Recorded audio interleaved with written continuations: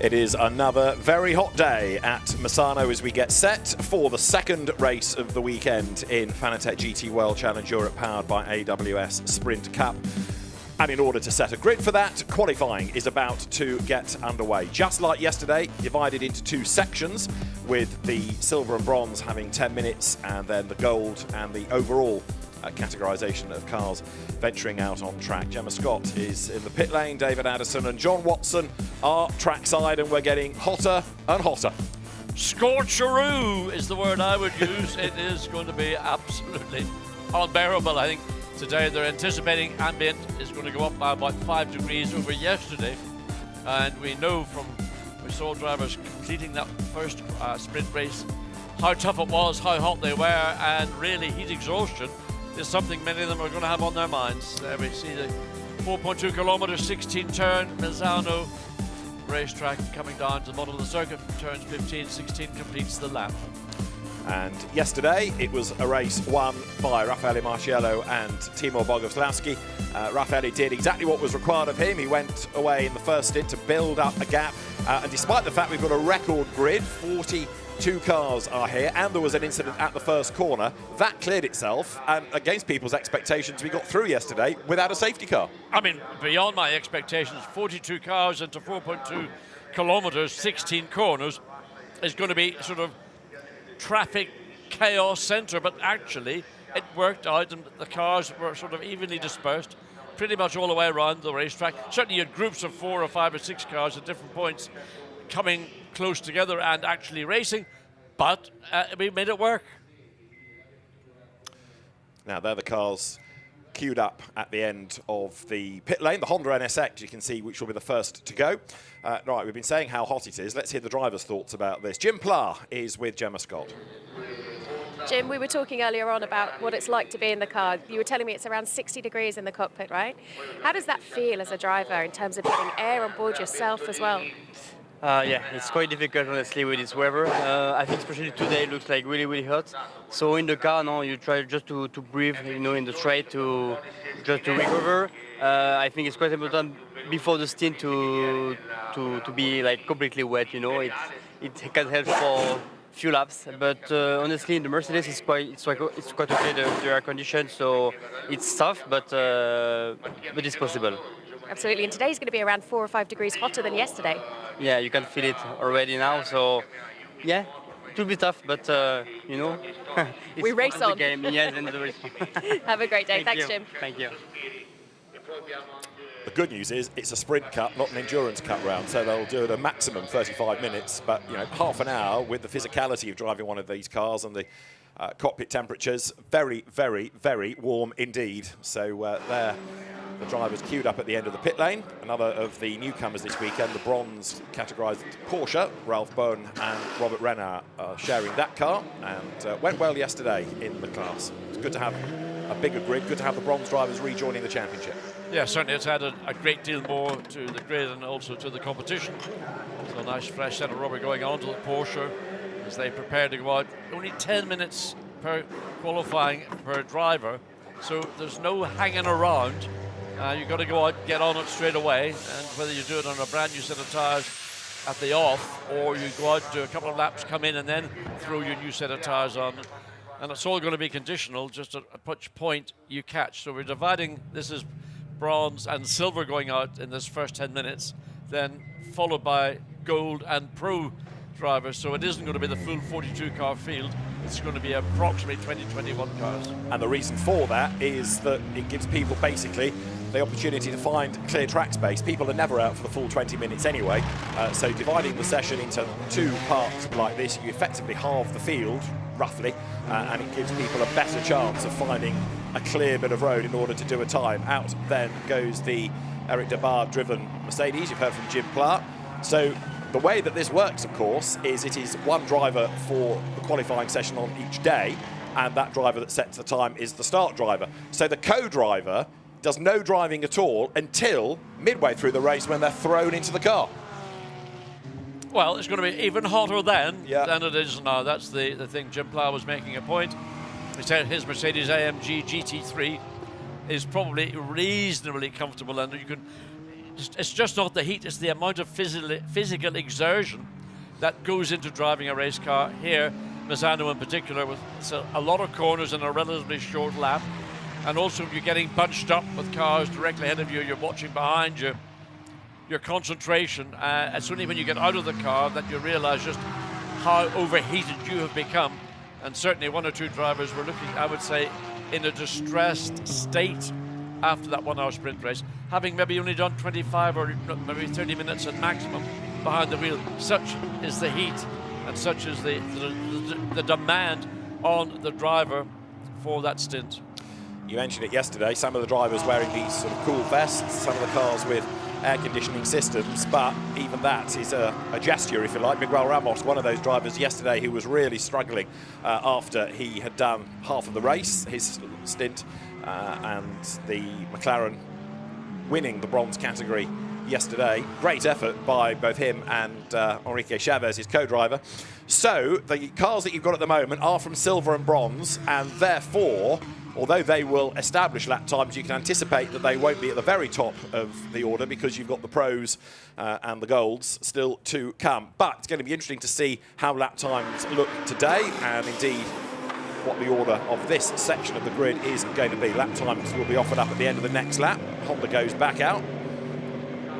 Well, the fastest lap in qualifying yesterday, surprise, surprise, the 88 Acudas ASP Mercedes Raffaele Marcello, 1 minute 30.762. Now, the temperatures were fractionally cooler than they are now. It's probably somewhat academic, but we wait to see when the gold and bronze drivers, so that the gold and pro drivers go out. They went out this time yesterday morning. This morning they're going out after the bronze and silver drivers. So maybe there will be a small increase in track temperature, but we have to wait and see. Just seen the Porsche of Marco Cassara. This is Jacopo Guidetti in the Honda NSX coming up towards the timing line to offer a target, and it is a 1:33.550 to start the session off then. Nicola Marinangeli in the Ferrari, the AF Corsa car, quicker still, 1:33.374. And they need to push on because, 3 lap times have been offered up by drivers, and we've only got 6.5 minutes left. 10 minutes fly by. Well, I think it's easy to forget that this is only a 10-minute session. And you go out, you do your out lap to get a feel of the car, to see where the racetrack is. Has it changed overnight? And that'll lose you 4 minutes probably, because you're not actually focusing on getting a qualifying lap time in. I mean, right now, Alex Arca has gone fastest in Sector 1, so he hasn't recorded a flying lap as yet. But if he continues with that, that ain't going to help. Audi runs way, way wide. And the Mercedes behind almost in a sympathy one as well. Yeah. So that was the car that yesterday Lorenzo Petresi put into the gravel on his first flying lap, and therefore never did a time. And Alex Arca, oh so close to the edge there as well. But he's got away with it. He's going to carry on. Now, whether he'll keep the lap for a track limit violation by being through the gravel, we'll wait and see. But anyway, Alex Arca is a quick driver, and he's heading up towards the line. And he's throwing that Audi around with abandon. I mean, literally, you saw him going wide at the exit of the turn, coming onto the back straight, rather than going into the gravel will count as a track limit abuse, but he does go quickest overall with a 1 minute 33.261, a tenth of a second up on Marinigala. So still, just over 5 minutes remaining, and time for another, certainly 2 flying laps. Maybe, depending where you are on the racetrack, a 3rd flying lap. Alex Arca and Lorenzo Petresi still lead silver within the combined sprint and endurance championships. Nicola Marinangeli then up to the top of the times, into the 32s now, 1:32.046 in the Ferrari. Alex Arca is down in the first sector of this lap, so he's put the car 3rd for the moment, and not as quick on this next lap. Matteo Michelotto, Italian GT racer, Lamborghini Super Trofeo racer in the Vincenzo Sospiri Racing Run Huracan up towards the timing line. This could be the quickest so far, goes through and is the quickest thus far on a 32.4. I liked his exit out of turn 16. He got the car lined up and he used the drive off the corner rather than having the car sliding out toward the exit of the corner. He had very good positive drive off turn 16, and that's resulted in the fastest lap, certainly temporarily, of 3.5 tenths of a second ahead of the second place Ferrari.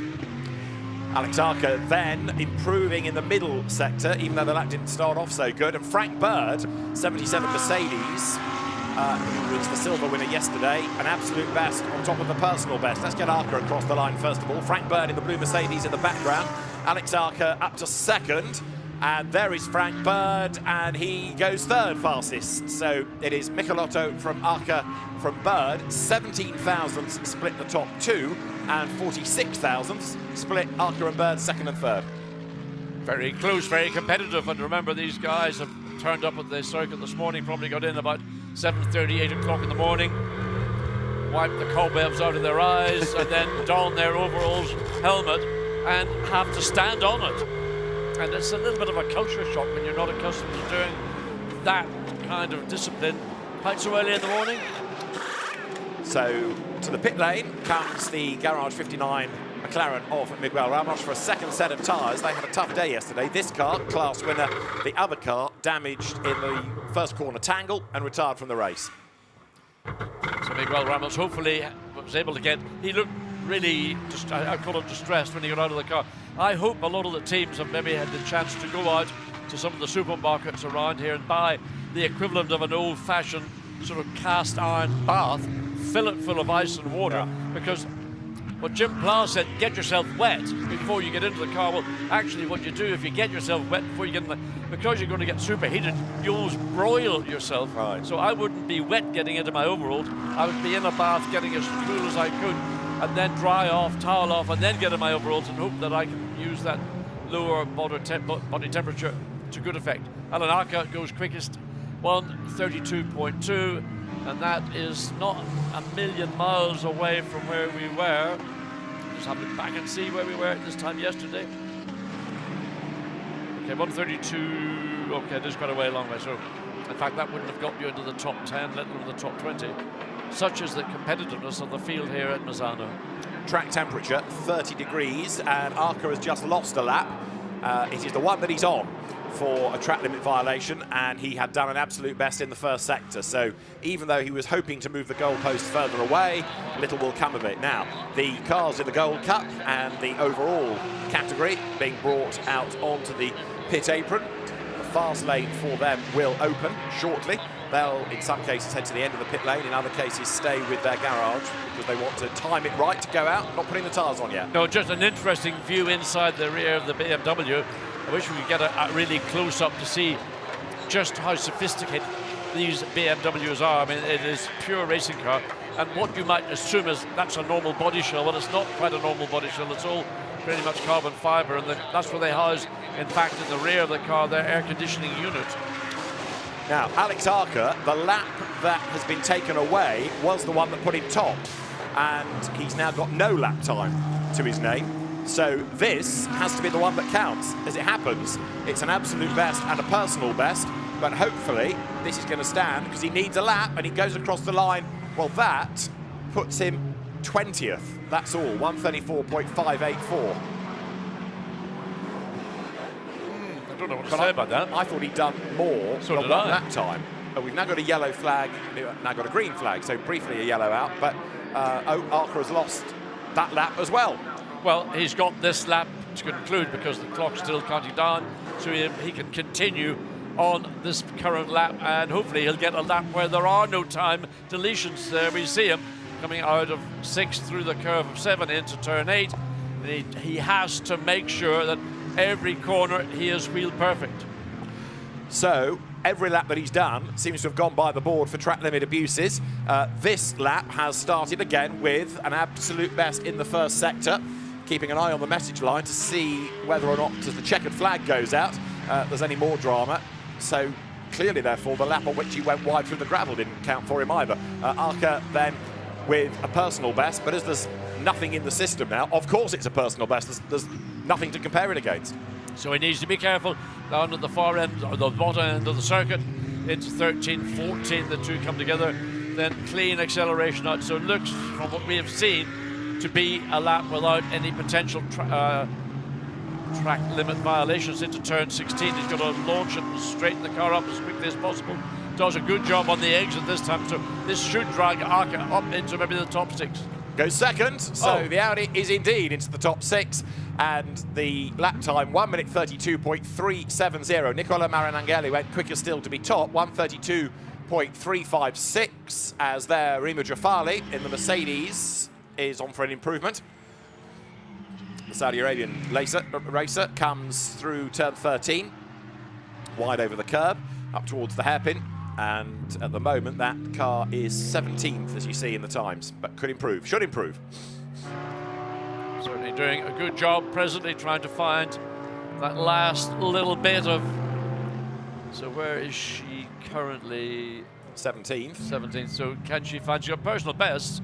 So goes 12th, good effort.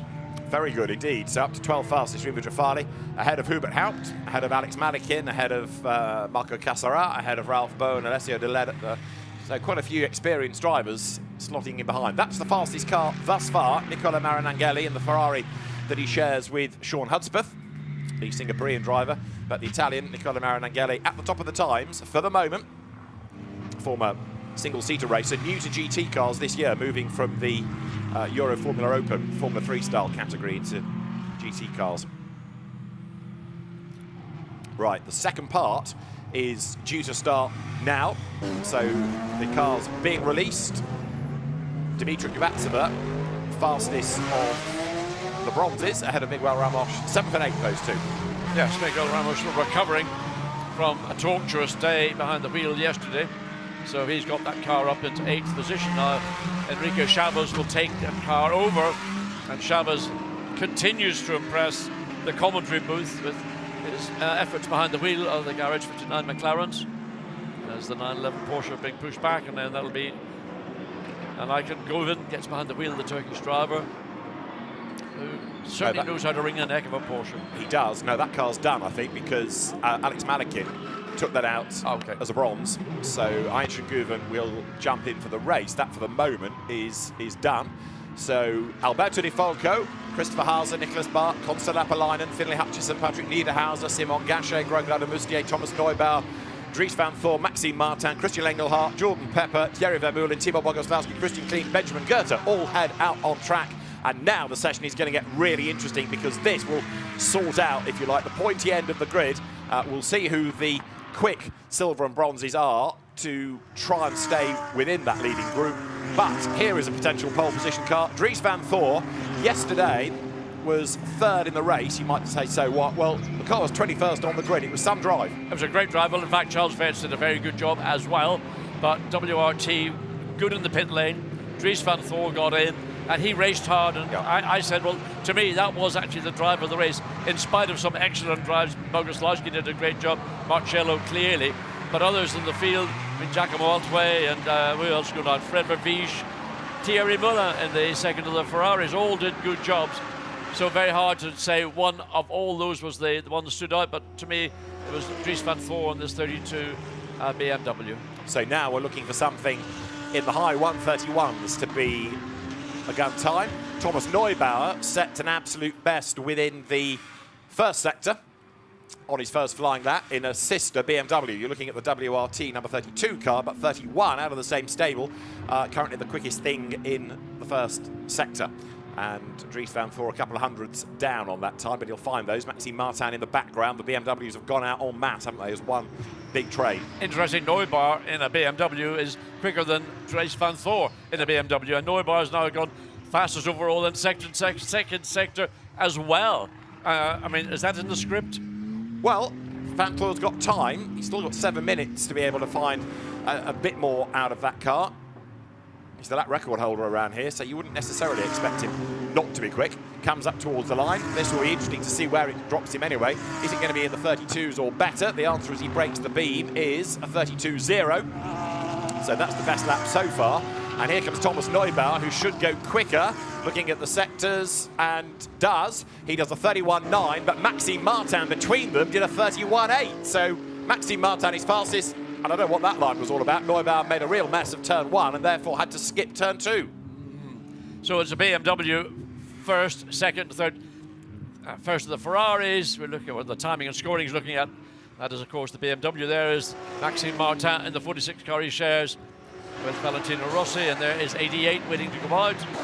So Patrick Niederhauser for Audi now goes quickest. That car missed qualifying yesterday with an engine change and started last of all, but Patrick Niederhauser is faster by 10th from Thierry Vermeulen in number 69 Ferrari, and this BMW is down to third. Now, yesterday the BMWs raced better than they qualified, but they're a bit more racy this morning. They raced better than they qualified because there was a balance of performance change after qualifying yesterday, and the BMW were the biggest beneficiaries. They got a 15 kilogram weight break, so that undoubtedly helped their performance, and that's undoubtedly again helping the performance here this morning in qualifying for race 2. Right, Dries van Thor, absolute best in the middle sector. You can see the commitment as he almost gets it sideways there. He's really fighting the car. That's Neubar we're looking at, 31. Sorry, you're right. So, just coming, but he got it. He managed to lose it, catch it, but continue that lovely smooth arc, and I don't know how much time he lost, but certainly good to watch. Van Thor, fastest, 1:31.461. Maxime Martin second, 67 thousandths split them. And Neubar now is down to 7th in the times and has bailed out of that lap. So it was an absolute best and a personal best, and then he's pitted. So Van Thor, Martin, Niederhauser, Vermeulen. Then Mathieu Drudy. Christopher Halser coming up towards the timing line in the background as well. That is Niederhauser, who is fastest, 1:31.409 now, 52 thousandths up on Van Thor. I have to say, I mean, I really enjoyed these 10-minute qualifying sessions. When you get 20 minutes, seems now 10 minutes too long. This forces everybody to go out and stand on it and not, you know, I was going to say something which wouldn't be appropriate. Waste time in the pits. That'll do. You know what I was talking about. Indeed. Other euphemisms are available. Back out goes Thomas Neubar. Now that's Timo Boguslawski, yesterday's race winner. 2 wins and a 6th they've had out of the 3 races thus far. Boguslawski yet to do a flying lap, and here he comes up towards the timing line. Where does this drop? 88 Mercedes. Through he goes, and the answer will be revealed in a moment. And the answer is it's a 2 minutes 20, so it is an outlap. So he has only got 4 minutes on which to post a couple of flying laps. Well, he can certainly get 2 flying laps in relatively comfortably. As we see the Ferrari and in 9th place, so that is Kosta Kapalainen. So back to Boguslawski, comes onto turn 6, straights the car through 7, which I say is just simply nothing more than a squeeze of the wheel. Now they're braking into turn 8. Nice entry, lets the car float out to the exit, keeps it within track limits. So all looking good, personal best sector 1 for Timo Boguslawski. Now up into 9. Run it high, then cut down for the apex to take you onto turn 10.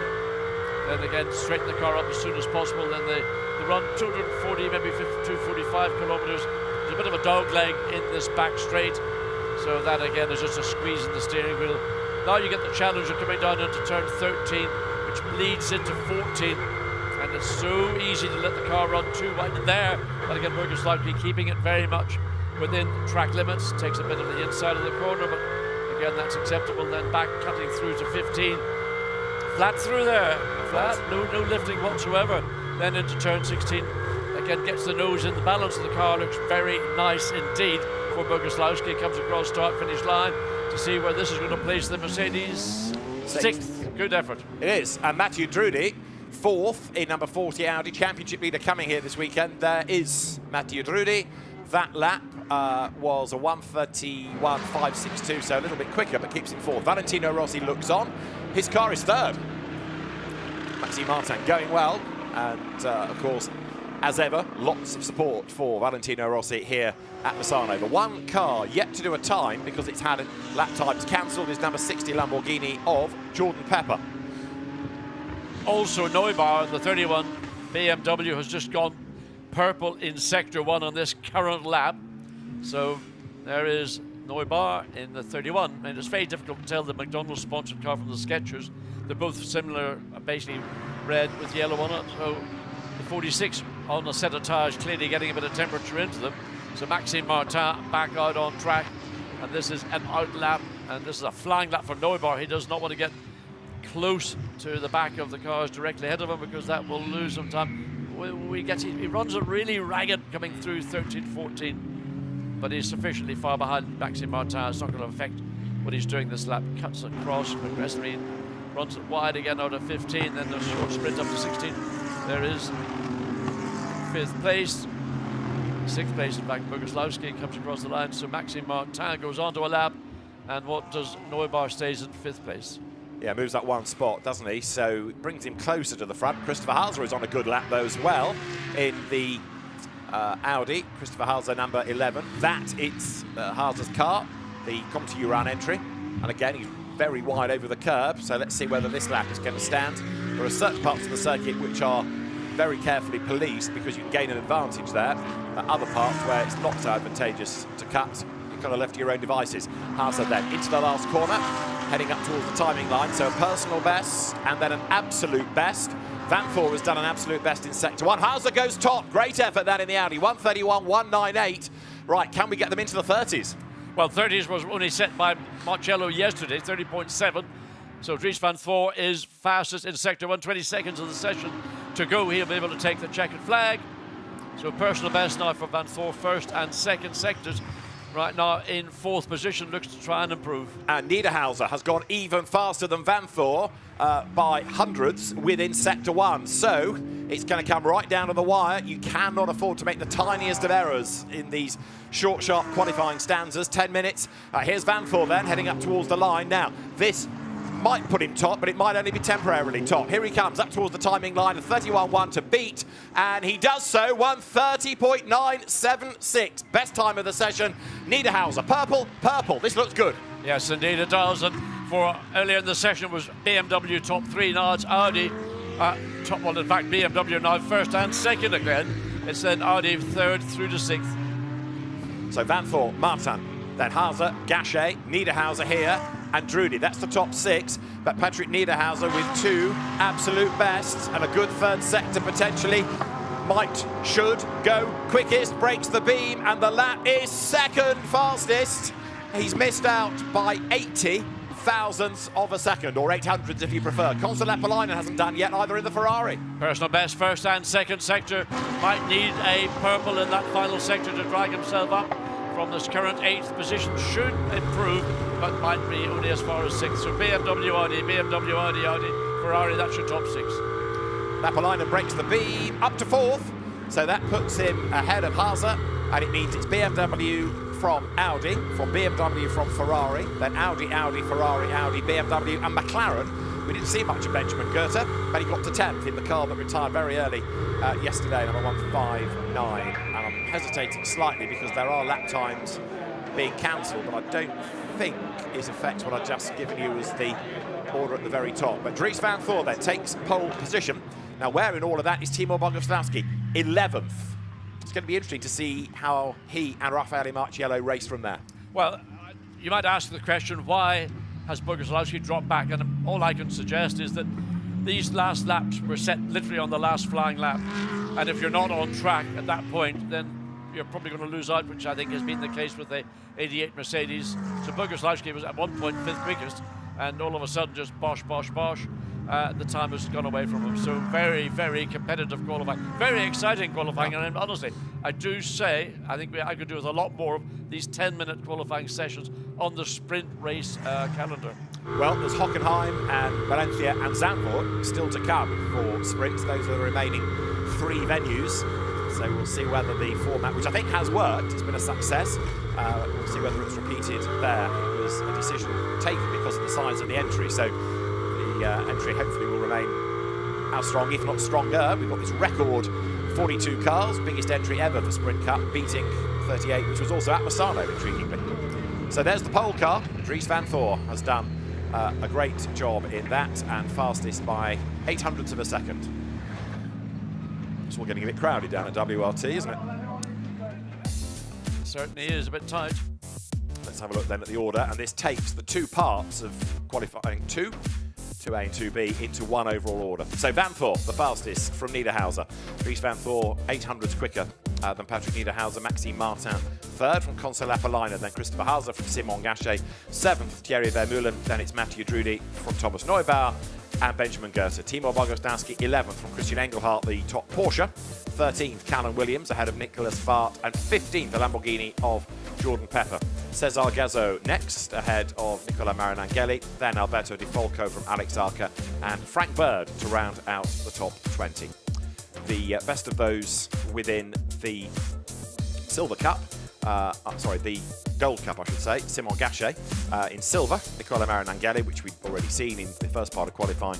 And as I mentioned at the time, Dmitry Kovatsova topping the bronze. In the end, the best gold is 6th, the best of the silvers is 17th, and the best of the bronzes 24th in the order. So, hopefully, it is a happy Dries van Thor. Great drive yesterday, and now starting on pole position. Could this be a win? Well, what does he think? He's with Gemma. Dries, first of all, congratulations. That was a fantastic time put in right at the end of the session. That was close, very close.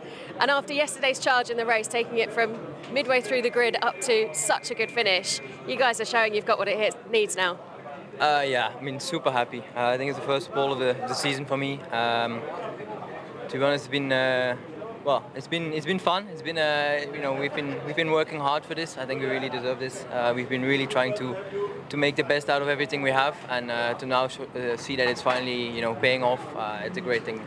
Big thanks to the team. The car was really good to drive. I mean, it was really nice. Yeah, super happy. Well done. Your cheers as you got out the car showed everything. Well done, Dries. So a very happy Dries van Thor. Lots of applause in the garage, and super slow-mo with BMW. You can see using the curbs. That at the time was when it was 4th fastest, as you can see off the Lumirank display. But by the end of the session, 1 minute 30.976. And the lap record holder here illustrating why he likes Misano. Seems to dial into the circuit, but he's also got the car here to give him that assist.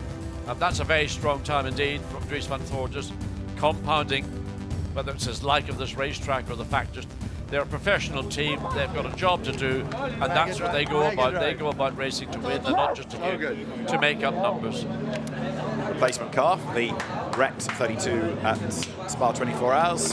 Charles Weerts with his airbags in, says well done to Dries van Thor. And in fairness, it's not just number 32 that's up near the front of the grid, because we saw how well Maxime Martin was going. We saw also how well Thomas Neubauer was going. So no wonder Valentino Rossi is smiling, because he knows his car's in a good position going into the race. So the pit straight for the moment is pretty quiet, but it's going to get busy shortly with support race action on the track. And we'll have a quick look in a few moments at the best bits of qualifying. The cars coming down the pit road are there for Clio Cup Series, and 1 or 2 of those perhaps thinking of a career in GT racing in the future. So it was the silvers and the bronzes that headed out first for Q2A, and the Jacopo Guidetti Honda adding welcome variety to the grid. Also looking rapid was Dmitry Kovatsova, who in the end topped bronze. That car never really got a fair crack of the whip yesterday, eliminated in the tangle at the first corner. Mattia Michelotto was looking quick as well, partnering Yuki Nomoto this weekend. And also fast was Frank Bird, silver winner yesterday. Alex Arca lost countless laps for track limit abuses, but was quick when he stayed between the white lines. Nicola Marinangeli topped silver in number 71 Ferrari, and the AF Corsa run car putting itself in a very strong position going into race 2 of the weekend. The silvers and bronzes done. Time for the overall and the golds to head out on track with Thomas Neubauer, one of the most spectacular in the BMW, really fighting the car, being off the road a couple of times as well. Christopher Hauser tried hard for Conti in the Audi. Maxime Martin was doing a good job to get number 46 BMW up to 3rd, but in the end, it was Dries van Thor who was able to fend off the challenge of Patrick Niederhauser to take pole position. BMW on pole then. Race 2 is due to get underway at around about 1 local time. We'll see you for that.